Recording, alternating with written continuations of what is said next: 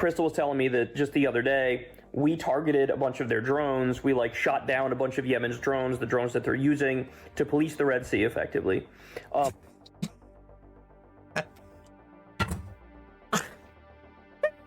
I'm sorry, did he just say police the Red Sea?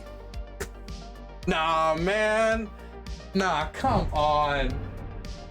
Let's look at some of the reactions to this, though. I'm interested in looking at some of the reactions. So the first reaction I do want to talk about when it comes to the Houthi attack is going to be Brianna Joy Gray, the Houthi attack and the strike response from Biden. Notice that even in America's telling of events, Yemen's blockade has been bloodless. The complaint now being answered with American bombs is weeks of delays in shipping times. Yemen's non-violent efforts to stop a genocide is met, unsurprisingly, with more Western violence. First off, how do you non-violently fire drones and rockets and missiles at a ship?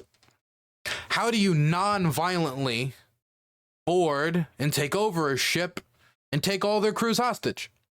Does anyone in chat know how to do that non-violently? Because I have been stumped ever since I read this tweet on how to do that non-violently. But if we do find a non-violent way to bomb the Yemenis, or they find a non-violent way to bomb our ships, then I gotta tell you something. We gotta give that non-violent way to the Ukrainians, then give them the attackums, and then when they bomb, you know, Russian ammo depots, non-violent. I don't know what the problem is. Look, this is silly on its face. Taking people hostage is not non-violent. Bombing boats is not non-violent. Hell, they hit one of the boats going to India. That could have killed like over 20 people.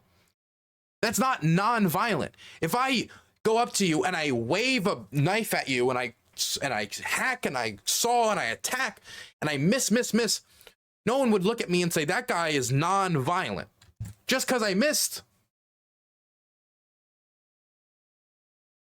That's silly. Would we say that the guy who, would we say, what was that guy who ended up doming President Kennedy? If that guy who domed Kennedy missed, would he be non-violent? I'm sorry, it's silly. It's violent. It's violent. And the idea of this just being weeks of delays in shipping time when the inflationary cost is going to have a real impact on the working class people, not only in the United States, but in India and especially Egyptian, people all around the world, in many cases unrelated to the war in Israel. Like when we're talking about like the Greeks who sent one of their ships, what are the Greeks doing in Israel? What are the Greeks doing in Gaza? They give a bunch of ships their flag, and so they have an interest for their economy and for their industry in the Red Sea not being blockaded. Anyway, continuing. Oh, this is my favorite. This is from Donald Trump. He released a statement in reaction to what happened in Yemen. And this is very interesting to me. Listen to this. Crooked Joe Biden is not only dumb and incompetent, I believe that he has gone mad, a stark raving lunatic with his horrible and country-threatening environmental open borders and DOJ, FBI weaponization policies. He is a mental catastrophe that is leading our country to hell. We'll end up in World War III because of this man, and for no reason whatsoever. Thank you. Okay, so let me just throw out there quick. This is not going to end in World War III. It's not going to end in World War III. And secondly, what really gets me about this is Trump did something that was much more threatening to the Iranians and much more likely to spark war with them than this. That's not to say that this could not at all ever escalate into a wider conflict, but he killed Soleimani.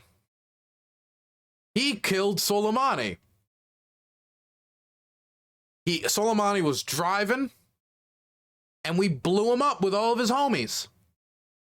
And they pissed off the Iranians so much, they made a monument to him just to keep that rage stuck in their soul. Can we look at the Soleimani monument? Look at this thing. This is real. How do you scar a nation so deeply that they think this is honoring somebody? Could you imagine we honor JFK and we got a picture of him, like a statue of him, like with his skull like half open, like about to fall over after getting domed? Like, what the? This is crazy. We deeply scarred that people. We must have broken something in their heads for them to think this is a smart idea. But this strike was on a very high-ranking member of the Iranian military establishment. This guy was in charge of Iran's asymmetrical warfare capability in the Quds Force. This guy was in charge of that. He was the guy organizing militias in Syria. He was the guy organizing militias in Iraq. He was the guy funneling weapons to Hezbollah. He was the guy making sure that Assad stayed in power. That was him. And we domed him, and the Iranians responded by directly from Iranian soil bombing American bases. But you want to know what they did at the time in order to avoid further escalation? They informed us before they bombed us. That rings a bell, doesn't it? I just don't want to pick on Kyle. I like Kyle. I really like Kyle, and so I don't want to pick on Kyle. I do like Kyle. I really do. I really do. That's why I don't want to do it. My God. I gotta say, man, gayest straight man I've ever seen. And I mean that in a non-derogatory way. It's almost, actually, I would even consider it a compliment. But he is absolutely the gayest straight man I've ever seen. All right, guys, I got some... Like, if you go to any gay club in America, you'll find, like, 10 clones of this man on screen. I'm sorry. Okay, continuing. Big breaking news that just came out. We're getting reports that the U.S. and the U.K. have decided that they are going to airstrike Yemen. Now, when I say that, I don't just mean sort of tit for tat on the seas. I mean, they are targeting cities and specific targets in Houthi-held areas of Yemen. It's a little difficult in the fog of war to get all, good information right up front here. But here are the names of some of the cities that allegedly they're bombing at this moment. Sana'a, Hodeida. Sana''s the capital. Sada, Damar, Taiz, and Zabid. So if these reports are true, then that is a number of cities, a number of targets in Houthi-held regions in Yemen. So the Biden administration says, and of course we're taking Biden at their word here, but I don't know why they would lie about this specifically. They say that they targeted logistics nodes, ammunition depots that have like drones and missiles and stuff that they can use to attack vessels. Basically, they say that they targeted the means that the Houthis have to attack commercial ships in the Red Sea. Now, I of course should point out that the U.S. and the U.K. are doing this. They say that like the Netherlands and some other countries are with them with this coalition, but this is always. Well, when it comes to the strikes on Yemen, there was the British, I think, like planes traveled like, what was it, like 2,000 miles? I forget. I saw some like map of their traveling. They traveled right above the Suez Canal all the way down to do the strike.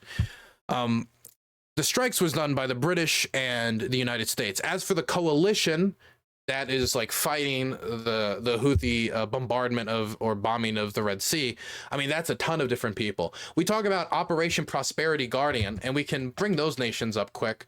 That, by the way, most American name for a military operation ever, by the way. Operation Prosperity Guardian. And it has participants that include the United States, the United Kingdom, Australia, Bahrain, Canada, Denmark, Germany, Greece, the Netherlands, Norway, Singapore, Sri Lanka, and is supported by South Korea, New Zealand, and some very small island country. I were also told that there are other supporters on the operation as well, but that they're private because they're worried of, getting singled out.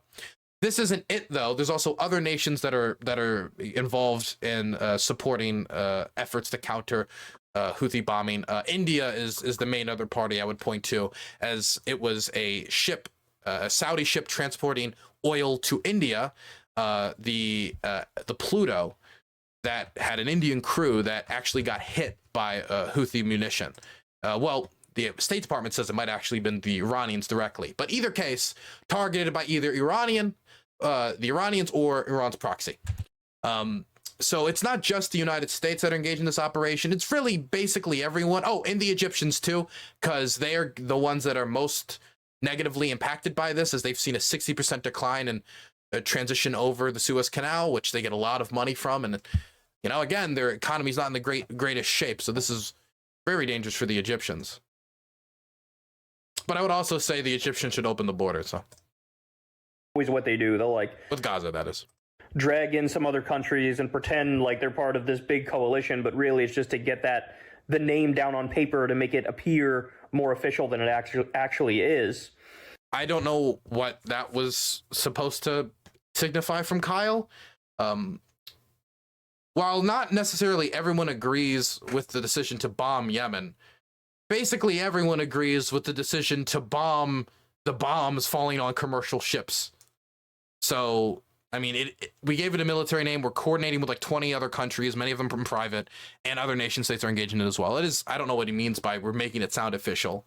I mean, it's an operation. It is official. I mean, the big point to make here is this is illegal. You know, in order for the U.S.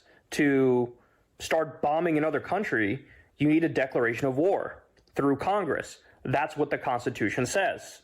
And Biden, not necessarily. You don't. In the vast majority of instances, that is the case. But both the Article 2, which lays out that the president is the chief executive, and well, not just the chief executive, but the commander-in-chief of the United States military, also has the ability to go to war for defensive purposes if we were attacked without congressional approval. And the War Power Act doubles down on this power of the president to act in a defensive manner. And so the Biden administration would argue that if we have the largest attack of the entire Red Sea bombardment that's been going on for 2 months without a military response, is conducted and could be possibly endangering American ships, is certainly endangering the lives of commercial sailors and such. After that strike that was directed in an area that the Biden administration says endangered American ships, and if they can prove this, then their argument is going to be stronger, then they can act in a defensive manner and attack them in order to disable it and defend American resources. That'll be their argument. And, you know, you can disagree with the argument. You can take a different legalistic interpretation. It'll probably win. And almost everybody in the Washington, D.C. think tank sphere believes that. Whether or not it's the right thing to believe or not, or if the Congress should have more authority in stopping the presidency. I do believe that the president has to have some authority to react defensively in situations like that, even without congressional approval. For example, you know, shooting down like drones and attacking who attacks you. But that doesn't necessarily mean that I think this is the best thing to do in this situation, or if this is going to necessarily deter the Houthis. My only argument is, if you brought this to court, there's a good chance you'd lose, and that's not arguing the morality of it. You could always pass legislation to clarify what is often debated about, because the interpretation of what they mean by defensive is not negotiable, but it's debatable. For example, Representative Ro Khanna believes it's unconstitutional because the strike in Yemen he considers retaliatory and not defensive. And since it's not defensive, according to him, then therefore it is unconstitutional. So, you know, you can argue that type of stuff if you want. It will probably lose in court, though. That's why I think there should be clarification, that there needs to be legislation passed to clarify, to lay out more clearly, more specifically. When we say defensive, what are the types of defensive actions the president can take? If we're not okay with him bombing other countries within their internationally defined territory without congressional approval. Didn't do that. You know, if you had the time to go talk to the UK and go talk to the Netherlands and whoever else was nominally involved here, you didn't go and talk to Congress at all. In fact, I've already seen a number of tweets, and credit to these. By the way, I think that would be a good reform if during defense, because if somebody says, oh, it's defensive. We were bombed by Iranian proxy, so we bombed Tehran and took out their air defense systems. And then the president could be way over trying to use this to way overextend what the American people, what Congress, what the United States is ready for. So again, there could be some good reform here, but this would almost certainly lose in court, especially under this court. These politicians who are coming out and saying this, but Val Hoyle is one congressperson who says these airstrikes have not been authorized by Congress. The Constitution is clear. Congress has the sole authority to authorize military involvement in overseas conflicts. Every president must first come to Congress and ask for military authorization, regardless of party. We have Ro Khanna came out and said a very, very similar thing. And look, I will also throw out there, if the president of the United States is going to make this a long-term thing, where it's like anytime they bomb in this area, he's going to respond and do that, there should be some AUMF drawn up and voted on by Congress. They're not using the AUMF unconstitutionally here. I've seen many people talk about this isn't covered by the AUMF. They're not, as far as I know, the Biden administration hasn't tried to use the AUMF. For those of you who don't know what the AUMF is, before somebody asks, or those in chat who's like, oh, I don't know what that abbreviation means, but I'm too scared to ask because everyone will think I'm stupid. The AUMF stands for Authorization of Use of Military Force. It is the legal framework that the legislature drawed up after 9/11 in order to give the American government free reign to basically go anywhere where anybody's saying like death to America and bust them up, primarily terror groups. And it's what allowed us to crawl from country to region fighting Al-Qaeda. It has been stretched to its limits when it comes to legality. It was even used by Trump to kill Soleimani. We used an AUMF used to go after Al-Qaeda and its terror affiliates to go after Soleimani. Yeah, it feels like that wasn't the original intent at the very least. So I do think that if we're going to be here in the region and there's a real risk of us continuing to have to respond and bomb, or maybe not have to, but respond, period, then I think there should be some AUMF approved. And I don't know, I haven't seen any Republicans yet. I mean, just think about this. If we're going to have troops there deployed for who knows how many months, that could endanger the lives of American servicemen. It could, it would cost a decent penny as well. And it could drag us into a regional conflict. I do think Congress should have say. I do think Congress should have a say. Yet say it, but of course, I know Thomas Massie will come out and say it. There may even be others who come out and say it. I saw Lindsey Graham celebrating what... I saw like 20, I think, max people against it. I don't think the number is going to raise more than that unless this escalates further. I think the more strikes that happen without some sort of AUMF or some sort of congressional oversight, the more likely opposition will grow. Biden is doing here, but let's... Because that's I mean, the reason why we got the War Powers Act to begin with was because the President of the United States got us involved, Nixon, in bombing Laos and Cambodia on behalf of the recommendation of Henry Kissinger illegally without congressional approval in order to pressure our adversaries in end-of-war negotiations to up American credibility, which was something Henry Kissinger was constantly concerned of, that we'd pull out of Vietnam, the Viet Cong would take over, American credibility would take a hit, we'd look weak, and then other players seizing on that weakness or seizing on American discontent and wanting to be involved in the world will then capitalize on it. That was the logic that they used in order to justify their illegal involvement. But no matter what logic they used, and by the way, I think it was a terrible idea to go into Cambodia and Laos to do that to begin with. But no matter whatever logic they used, doing that behind the backs of Congress is both, I think, not what the founders intended. I don't think it's what the founders intended, and I think it's bad for the country. Understand something, guys. Why is this happening? Why? I'm sorry I'm getting such hot takes such as illegally bombing Cambodia was a bad idea 50 years later. Why is it the case now that our tax money is going to bomb Yemen? Because Israel decided to do a genocide in Gaza. They've killed 28,000 civilians, including 12,000 children. And Yemen decided we want them to stop that, so we're going to go ahead and block the Red Sea to prevent trade with Israel.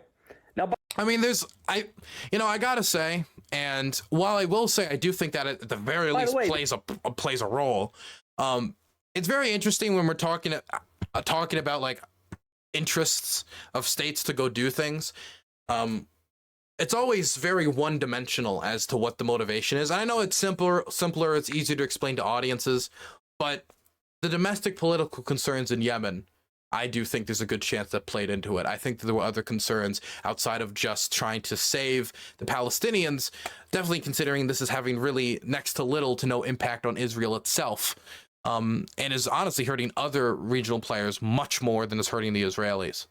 I'm not saying that there's no motivation, there's no ideological motivation, but I also think that there are probably other factors at play. They've been clear every step. And that fog of war he talked about also exists here. Step of the way, if Israel stops doing the genocide in Yemen, we will stop controlling the Red Sea and blocking trade with Israel.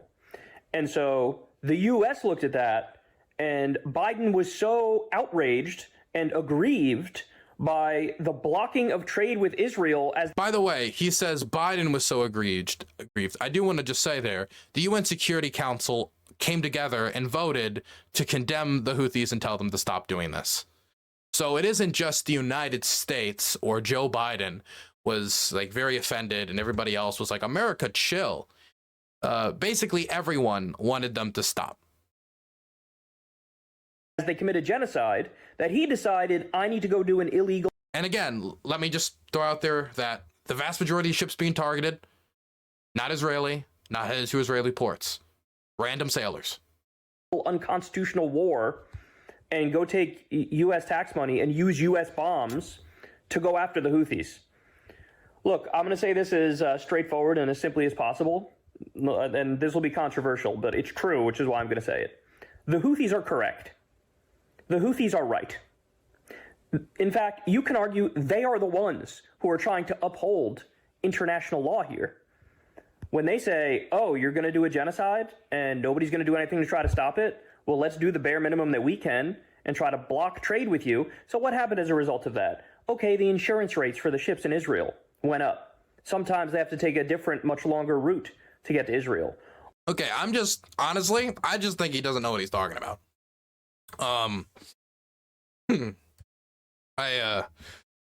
just think that he doesn't know what he's talking about, I think. Let me hear that one more time, because that was kind of hard to believe. I want to make sure before I say something that I know that I'm being fair to him, because again, I really like Kyle.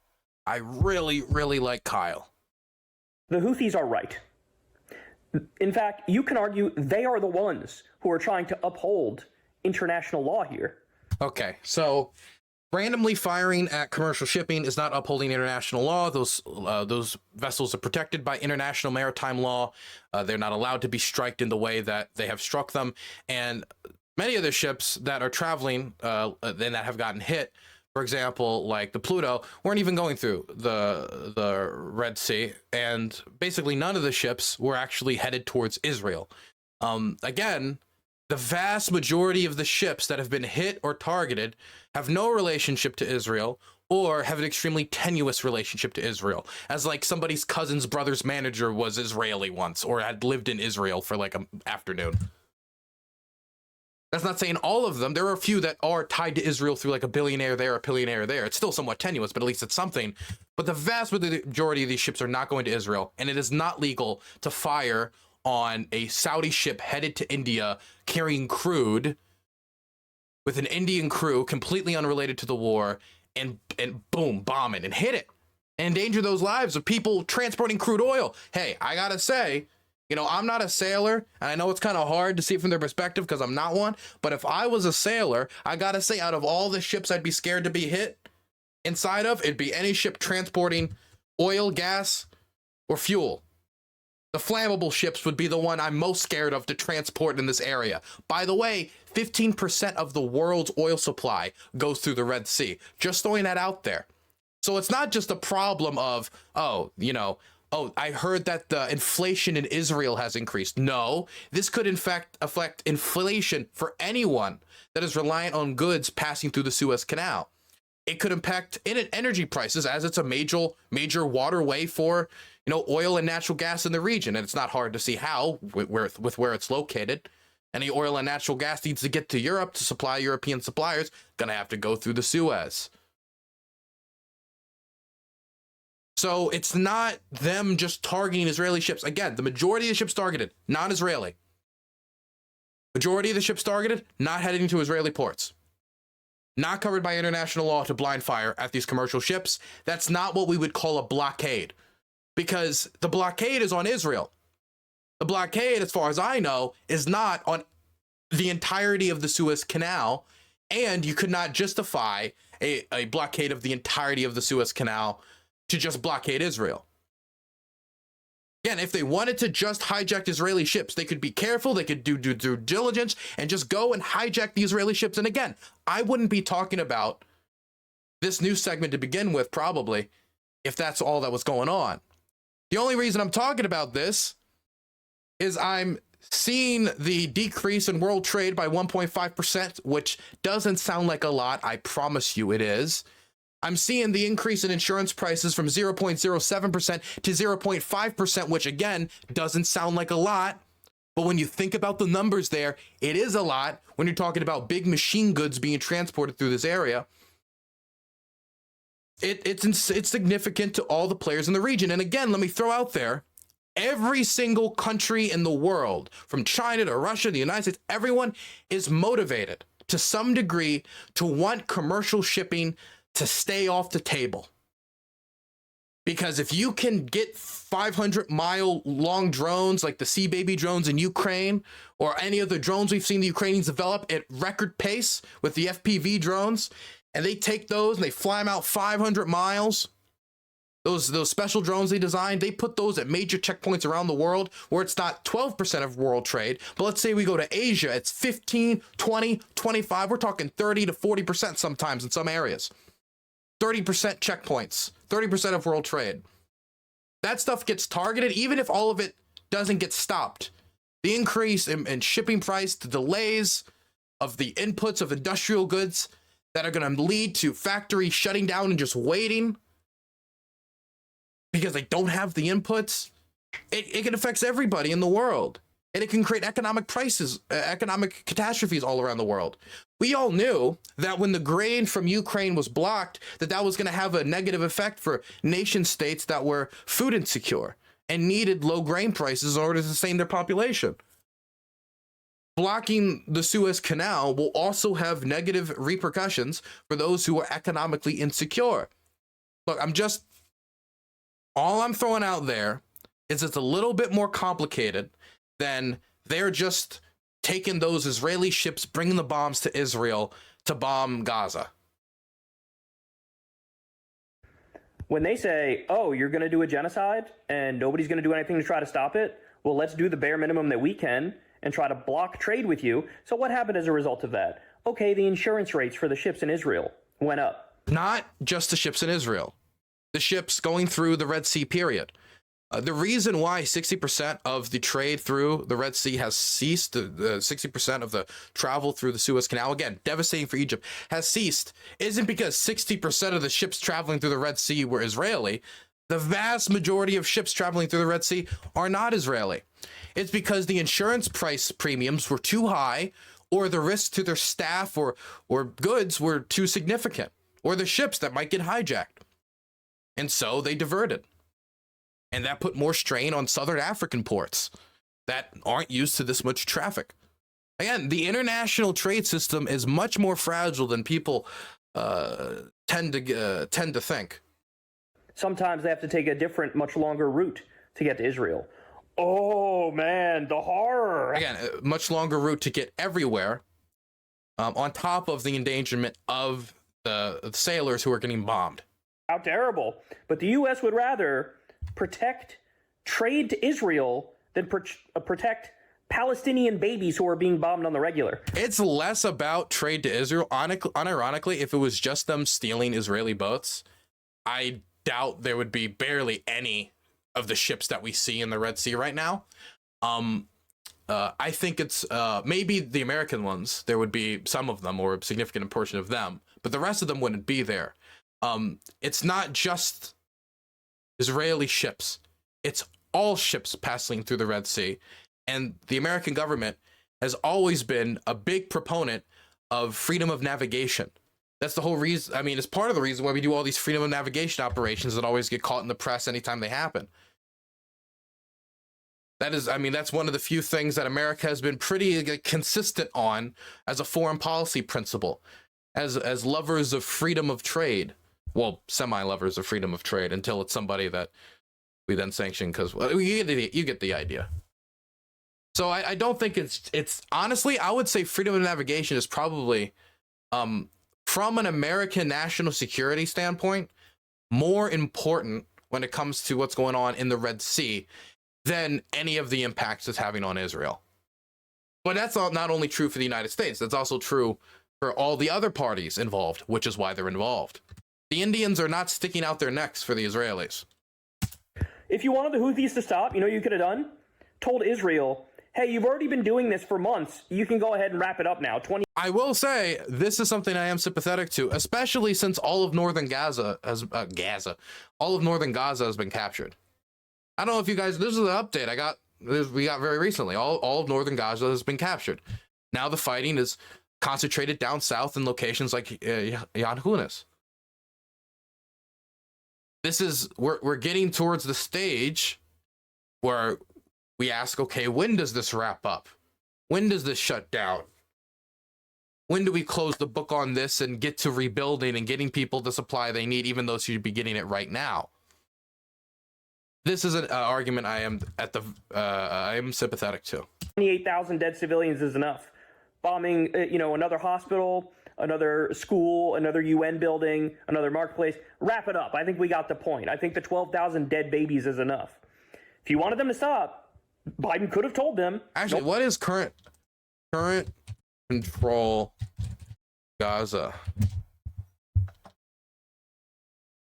No, I mean like control map.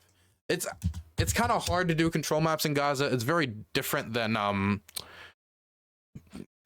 Ukraine, obviously. Do we have any? No, this is old.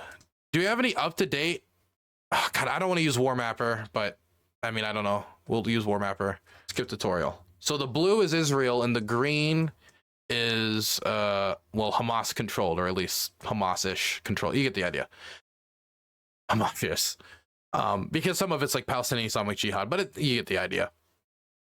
So yeah, they've captured all of northern Gaza, man. This is the biggest, densest part of Gaza. This is where all the hardest fighting was supposed to be. They captured it. They captured it like very recently, like a few days ago. So the areas that they still have evacuation warning are here. So is their plan just to capture every single town, every single village, every single location? Because that will extend the conflict for months more. And that cannot, dude, that's the threat of escalation. Honestly, I think is too great. It's too great. Not to even talk about the humanitarian implications, which I think should be immediately implied. They need to start looking at it, finding a way to wrap this up. I agree. I mean, the Biden administration said this a long time ago. I've also said this a long time ago, but now they've captured northern Gaza.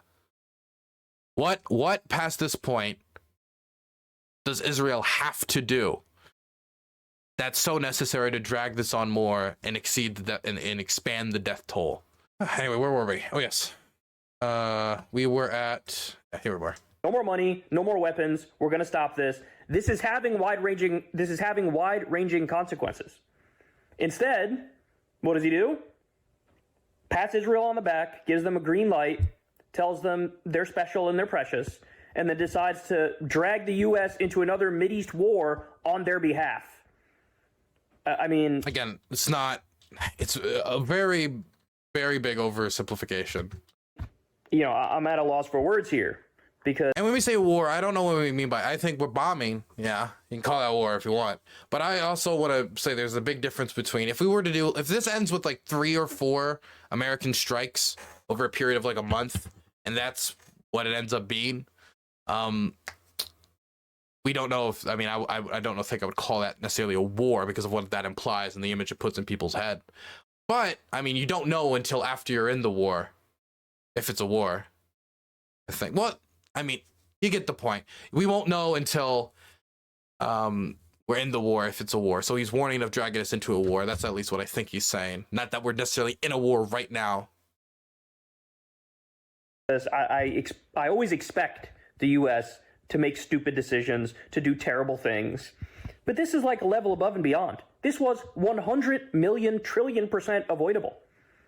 We don't need to be going to war with Yemen. We don't need to be bombing 10 cities in Yemen. We don't need a hot war with the Houthis. And by the way, another really important point, this makes Americans less safe. Because now you are begging for retribution and retaliation because the U.S. is doing Israel's dirty work for them. This makes us less safe. It absolutely makes us less safe. We are not a target of Houthis or Hezbollah or Hamas. But you know what? When you keep sending money and you keep sending weapons and you keep greenlighting a genocide, maybe eventually they go, hey, they are the problem. Well, I will throw out there that the Iranians have had multiple Hezbollah affiliates in Iran and Iranian-backed militias fire upon American bases. And again, they're firing upon ships in the region, including, you know, American ships, American vessels. So they are attacking America directly, but he is saying that I'll extend gratitude and extend a hand out here and say, he's saying that they could become much more extensive, these attacks. And yeah, there's definitely a risk of escalation. There's, yeah, definitely that. That is the dice that is being rolled. Yes. And that is something that very much concerns me. You know, they're the dealer that's giving Israel, the addict, their fix. And now you go and you bomb Yemen. I said it before, I'll say it again. The Houthis are correct. Their action of blocking the ships was correct. Well, I mean, pretty shitty blocking of real ships, but whatever. I mean, I don't know how much he knows about what's going on in the Red Sea.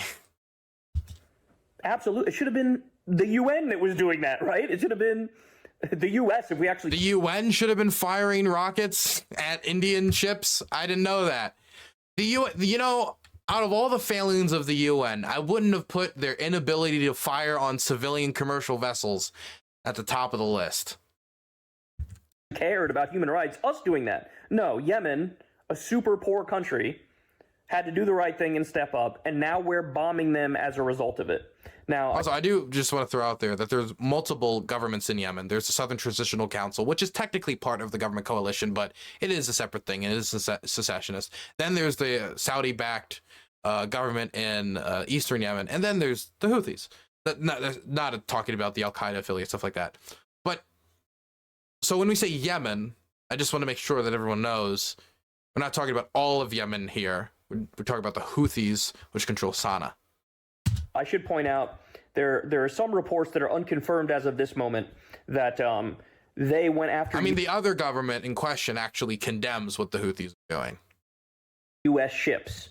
So Crystal was telling me that just the other day, we targeted a bunch of their drones. We shot down a bunch of Yemen's drones, the drones that they're using to police the Red Sea effectively.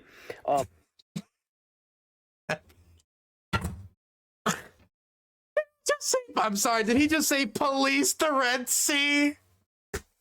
Nah, man. Nah, come on. What, he thinks they're patrol drones? I see, they come down next to the civilian ship and they say, hey, turn around, buddy. No. I think you might be going to Israel. Oh, there's a Polish vessel. Continue. Anyway, we're worried. No. What the... Police the... Come on. What he call... Okay, if that's policing the Red Sea, then our bombing of Yemen is policing maritime law. Come on, man. Police. See? And there's some reports now. It's policing the Red Sea the same way a cop shooting at an unarmed man is policing Chicago. Now that they went after U.S. ships. Because, I mean, we're talking about vessels full of civilian sailors sailing and then getting hit by rockets for a war they're completely unrelated to.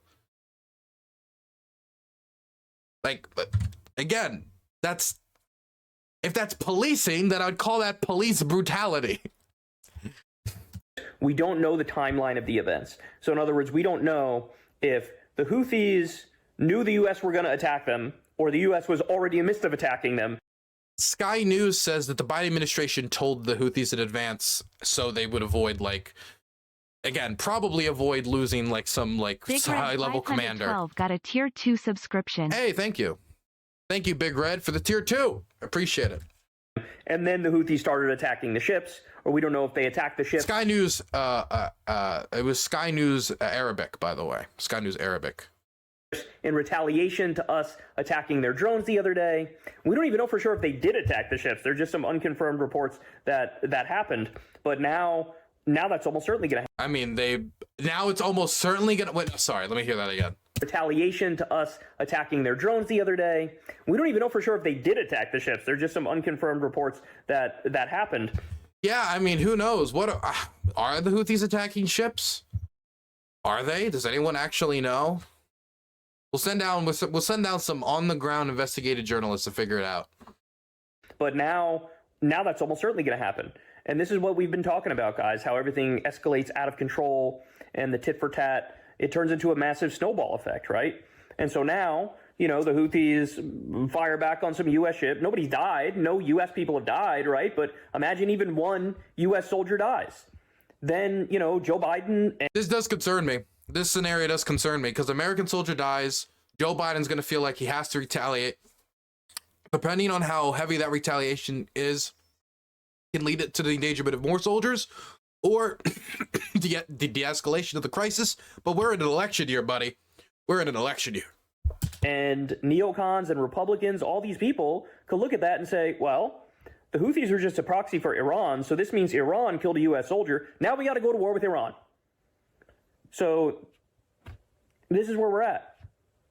Look, of all the horrible things that Joe Biden has done, literally put at the top of the list, the tippy top of the list, green-lighting Israel doing a genocide and arming them and funding them as they do it. And I mean, when we say green-lighting, I don't think we green-lighted. I don't know what that means. We didn't even want them to go and take over all of Gaza in the first place. I don't know what they mean green-lighted specifically. What do they mean green-lighted? Like, we didn't stop them? Could we have stopped them? I don't know. I think we could have. I don't know, actually. I genuinely don't know if we could have stopped them. I think it would have been pretty difficult to stop the Netanyahu government after October 7th. But we should try to leverage our aid. I do think we should try to leverage our aid. I do agree with at least that. And now, illegally and offensively bombing Yemen, bombing the Houthis in Yemen, this is a country that didn't attack us and was only trying to effectively do a blockade of Israel in a sad attempt to put economic pressure on them to get them to stop carpet bombing babies in Gaza. Well, it was a sad attempt, I would say that. I would agree to that. I don't know what else to say about it, man, but this is bad. And so we told you from the very beginning in those long Israel segments, we told you, look out, because this is how giant regional wars start. This is how it happens. It's a little bit of, we're backing Israel. Israel's massacring civilians in Gaza. Then it's Israel doing tit for tat with Hezbollah in one area. And then it's us, the U.S., bombing Shia militias in Iraq, bombing Shia militias in Syria, Israel. The Shia militias in Iraq and Syria were after our bases were bombed in reaction to something else. Dude, it's always in reaction to something. Tit for tat. Taking out a Hezbollah commander here, an Iranian commander here, a Hamas leader in Beirut, in Lebanon. Wildly illegal. You can't just bomb Lebanon. They did. And then now we are in a hot war, bombing Yemen, completely illegal, completely unconstitutional. That bomb that Israel did, that bombing raid in southern Lebanon, it does make me think that they I think might be serious about the goal actually being the elimination of Hamas. Because I said that it's a very impractical goal. It's just like, that's your standard that you say. It's impractical when you consider how many of their foreign leadership is overseas. Like, you could do something like uproot Hamas and try to ensure it doesn't return to, but eliminate Hamas. That's how you start doing I mean, chasing around the world. I mean, the first uprooting Hamas in and of itself is already going to be an almost impossible task. Going to be extremely difficult. Eliminating Hamas, now you got to go cross border into Qatar and a nation state they're not going to let you into. And so you got to do shit like this. And man, that's dangerous. You can drag other people into it because it didn't just kill that strike in southern Lebanon. Did not just kill Hamas officials. It also killed Hezbollah officials as well. Constitutionally. And Hezbollah does have 130,000 rockets aimed at Israel. And for what? And let me just be blunt. The Iron Dome is a great air defense system. It is not going to be able to shoot down 130,000 rockets. We know the answer. The thing that we're doing it for is to continue to allow Israel to carpet bomb children. Never been more disgusted than I am right now. And by the way, if you turn on mainstream media, whoo, good luck getting the context. By the way, I also don't like how people use the term carpet bomb. People use it, and I don't. And again, I believe Israel has, if you were to say when all this is said and done, if I was to look at it all and say Israel has bombed civilians wantonly, I would say that there's a good chance, based on based on a lot of the disasters, like for example, the Greek Orthodox Church that was bombed, that there could be real examples of this being uncovered after the war if we were given like real access. Who knows though? After the war, if we'll find any evidence or if it'll all be locked away when it comes to the targeting decisions outside of just seeing the results. But you can go after Israeli targeting. You can talk about the Greek Orthodox Church. You can talk about the journalists that were killed. You can talk about the use of anything. We'll talk about any atrocity you want. It's not carpet bombing. That's an actual style of bombing that you describe. It's a military tactic. It isn't carpet bombing. It isn't. There is not a single channel in mainstream media that will tell you the very basic thing. Hey, why is Yemen doing this? Why are they policing and patrolling the Red Sea? Why are they trying to block ships here? I don't understand. Again, they're doing it to try to stop Israel from doing a genocide. Putting economic pressure on them to try to stop them from doing a genocide. That's why. Now, when you hear that context, it's a lot harder to critique it, isn't it? Yeah, there's a lot more context you should be giving viewers. And by the way... And again, you could still be against the strike in Yemen and say, like, it's going to fail as deterrence. The risk of escalation's too great. I'd rather deterrence on commercial shipping and stopping attacks on commercial shipping generally be discouraged and maybe reinforced later than the risk of escalation now. Like, there's a bunch of like conclusions you could try to delve into to try to say it was a bad idea. You can even argue the constitutionality. But don't pretend the Houthis were on their jet skis going around to commercial vessels with a little book, and they pulled up next to him with a megaphone and said, "Excuse me, sir, can I see your paperwork?" That's not what's going on in the Red Sea.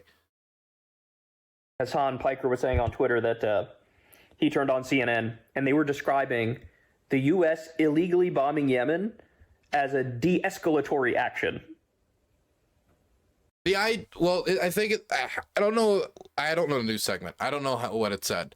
I'm gonna try to explain deterrence, because while that right there, I think in and of itself is kind of stupid. If that's what they said, that's stupid. But I assume that nobody who's like, somewhat knowledgeable would say something like that. So I would assume that it's probably something to deal with deterrence, like the idea being that if you just keep letting these low cost $20,000, $10,000 drones increase inflation tremendously, target civilian shipping, divert 60% of shipping, and do damage to the international trade system with no repercussions, then other militant groups will try to mobilize resources to go to other international trade checkpoints. And then with a 500-mile drone, they can hold the international community hostage. And hell, the Suez Canal, we're talking about 10 to 15% of world, I think it's 12% of world trade. and 15% of the world's oil revenues being oil revenue, 15% of the world's oil. But if we go to Asia, we can get some much higher percentages, 20%, 25%, 30%. Real scary stuff. And it isn't just right here at this choke point that there are militant groups in the region that could target a choke point if they found some inclination. So I think the idea is deterring from that type of stuff. Or in reference to this crisis, bombing them, making them think, oh, we don't want to strike you anymore. We're not going to keep doing that. We're going to do it less, or we're not going to do it at all. Now that I've highly questioned if it will be effective in, doing that specifically. The other option, the other type of deterrence, that is still to be determined. Whether it's deterred attacks on the larger international trade system, I don't know. Whether it's deterred attacks against trade in the Red Sea, I think it's probably unlikely. But we'll see. Maybe it'll lessen it. Oh, man. Holy shit, man. This is bad. This is bad. Lord only knows what happens from here. Lord only knows how long we'll continue to bomb Yemen. Lord only knows now what they'll do in response, or if Hezbollah comes in more, or Iran comes in more, or if now, Lindsey Graham starts screaming about, let's go invade Iran. But Biden's probably close. If he was going to green light a war with Yemen illegally, then why not go all the way and do Iran? I mean, that just sounds stupid. Again, and God, I love Khan. I don't mean to say that sounds stupid. Okay, let me take that back. I don't understand why Biden, going into an election year, if people are this scared of inflation from the increased insurance costs and of shipping containers through the Red Sea, he's going to start a war with Iran, knowing the checkpoints it has on the world oil supply. I mean, I think out of all the checkpoints in the world, one second, do I have let me get another world map here. Out of all the checkpoints in the world,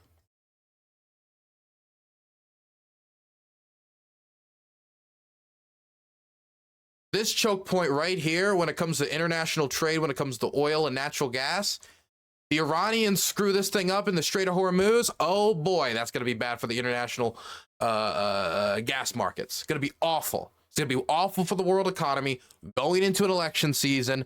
And what will Trump say? Oh my goodness, Biden's wrecked the economy, destroyed the world. He's destroyed the Iranians. Don't respect us. They're bombing our ships. He made our ships go kerplow. He's going to say that, and he's going to trounce them. Biden does not want a wider war in the Middle East anyway. The wider plan was to pivot out of the Middle East. Not to mention, I mean, Joe Biden appointed Robert Malley to be envoy to the Middle East, to be envoy to Iran. I don't think his goal is war with them. He designed the Iran deal, for God's sakes. I don't think his goal is to go for a war with Iran. I think his goal is to try to deter attacks on the international shipping system. I don't think he'd be crazy enough to spark a war with Iran. I don't think he wants a war with Iran. If he goes to war with Iran, I think it would almost certainly be through poor escalation management. Anyway, where were we? Which is different than what Kyle is suggesting, which is, oh, maybe he's crazy enough to do it. I could imagine a scenario where someone poorly escalation manages and you kind of stumble into war like World War I, right? Not the best comparison, but you get the idea. You stumble into it. That's different than Biden making the conscious decision. Let's put troops through the Strait of Hormuz. We're gonna march on Tehran. Like, that's very different. That is significantly different. Where were we? Oh yes. Imagine blowing your chances at re-election so that you continue to allow Netanyahu to do a genocide. Yeah, well, that's why I doubt he would ever do that. Imagine being that fucking stupid. Imagine being that fucking stupid. That's what we got in Joe Biden. So, by the way, final point, all you Republicans, oh my God, let's do 74 hearings on Hunter Biden's cock and balls. You want to talk about impeaching Joe Biden? You want to talk about accountability? Here you have a clear-cut example of an illegal bombing campaign. There's a really good chance the court would throw it out. The Constitution is super clear. The president can't... It is not that clear. can't just willy-nilly go around and start bombing whoever the hell they want for whatever. It's not clear. Well, it's not bombing anywhere for whoever they want for whatever reason. It was ships. If the president can prove that our ships were possibly at risk, then he could try to make that argument in court. And I'm not saying the argument would necessarily 100% win, or I'm not saying that I even necessarily 100% agree with the argument. What I am saying is there's a good chance you'd lose. Whatever reason they want. No, you need a declaration of war from Congress in order to do a war. This is an act of... Again, Article 2 and the War Powers Act both say that one of the exceptions to congressional authority is defense. It is to defend the United States, which would also include things like commercial shipping and our ships. So that would be their defense in court. That would be the argument they would put forward. And I don't necessarily agree with every single bit of it, but it'd probably win. Of war. It is 100% illegal. This isn't, vital for necessary defense of the nation at the last minute. No, not at all. Nobody makes the argument that, oh my God, the Houthis are taking down Cleveland if we don't act. Doesn't happen. Again, it doesn't have to be Cleveland. It can be American ships or American personnel. So here we know this is offensive, this is aggressive, this is illegal, this is unconstitutional. If you want to go after Joe Biden for anything, here's your chance. By the way, I'm not even saying that this doesn't have loop. Again, I said there's certain things I wouldn't agree with it. Like, I could see a scenario where the president wants to get us into a war, so he does purposefully aggressive and provocative acts while not wanting to get official declaration for war, not able to. So he tries to use forces to put them this way and that way. And I could see something where you would need controls to stop that type of behavior from happening. Congressional checks on power where they pass legislation or something to, control something like that. But that's very different than the situation that we're talking about exactly right now. But they're not going to do it. You want to know why? Because they agree with Biden. They agree with Biden 100%. Absolutely pathetic, terrible breaking news. This thing keeps getting worse and worse, and I don't have much hope that it's going to change. Today. Well, rip. Well, at least we agree on that.